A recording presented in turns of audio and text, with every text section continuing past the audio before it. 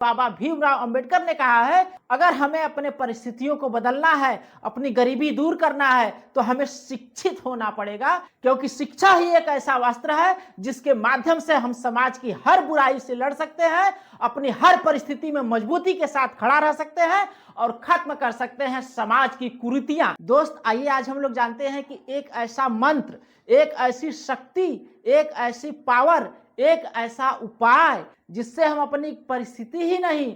अपनी गरीबी को दूर कर सकते हैं और आने वाली पीढ़ियों को नई दिशा दे सकते हैं और सही मार्गदर्शन दे सकते हैं। तो आइए देखा जाए कि क्या है वो टिप्स, क्या है वो उपाय जिसके माध्यम से हम अपनी परिस्थितियों को बदल सकते हैं। देखिए, वह उपाय सिर्फ और सिर्फ एक ही है। वह उपाय जानने से पहले मैं आपसे एक प्रश्न अवश्य पूछना चाहूंगा कि क्या आप जो कार्य कर रहे हैं, आप अपने कार्य से संतुष्ट हैं? आप जो काम कर रहे हैं, आप चाहेंगे कि वही काम आपका बच्चा भी करे? अगर आपका जवाब है कि हाँ, हम संतुष्ट हैं अपने कार्यों से, मैं जिस पोस्ट पे हूं, मैं जिस कार्य क्षेत्र में हूं, वही कार्य हमारा बच्चा अगर कर रहा है तो हमें बहुत खुशी होगी, तब तो ठीक है,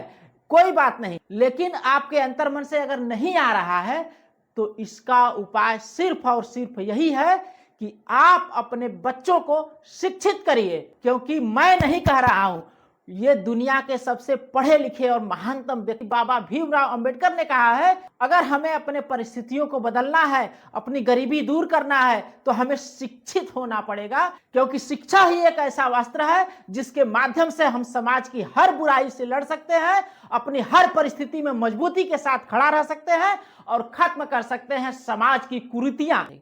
अगर आप बाबा भीमराव अंबेडकर के बारे में नहीं जानते तो आपसे गया गुजरा इस धरती पे कोई नहीं होगा। रह गई परिस्थितियों की बात, अरे यार, आप ये बताओ कि क्या बाबा भीमराव अंबेडकर से भी खराब परिस्थिति किसी की थी क्या? बाबा भीमराव अंबेडकर ने कितनी विपरीत परिस्थितियों में जाकर के अपनी शिक्षा का अध्ययन किया था, और आज तो आपके पास इतने संसाधन है जितना आज से दुनिया में पहले कभी नहीं हुआ। बाबा भीमराव अंबेडकर की बात कर रहे हैं आप। बाबा भीमराव अंबेडकर की परिस्थितियों से भी आपकी खराब परिस्थिति नहीं होगी, क्योंकि जानते हैं, बाबा भीमराव अंबेडकर के समय में सोचिए, हमारा देश गुलाम था, लोगों के पास खाने के लिए अनाज नहीं थे, भूखमरी थी, गरीबी अपने चरम पर थी। उस समय भोजन की तो बात छोड़िए, लोगों को ना अपने तालाब, अपने कुएं, अपने बावली, अपने पोखरे और अपने नदियों के घाटों तक पानी पीने नहीं दिया जाता था। यार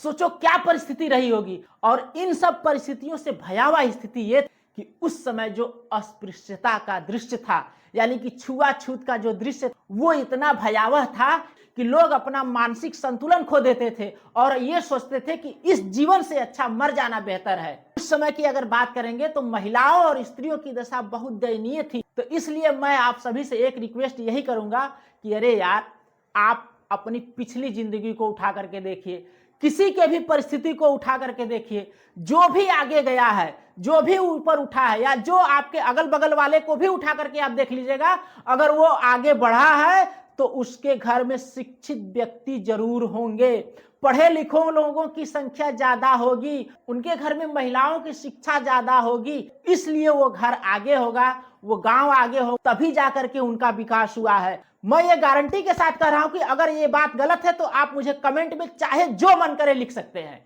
तो देखिए, यहाँ पे बाबा भीमराव अंबेडकर का एक ही शब्द मुझे याद आता है कि शिक्षा शेरनी का वह दूध है जो इसे जितना पिएगा उतना ही दहाड़ेगा। और बाबा भीमराव अंबेडकर ने एक शब्द और कहा है, उन्होंने खुद कहा था